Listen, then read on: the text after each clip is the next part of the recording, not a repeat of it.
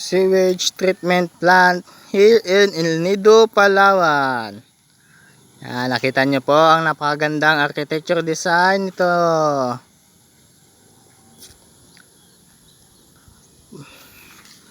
By the way guys, ito palang STP or sewage treatment plant, ito pala yung ginagamit.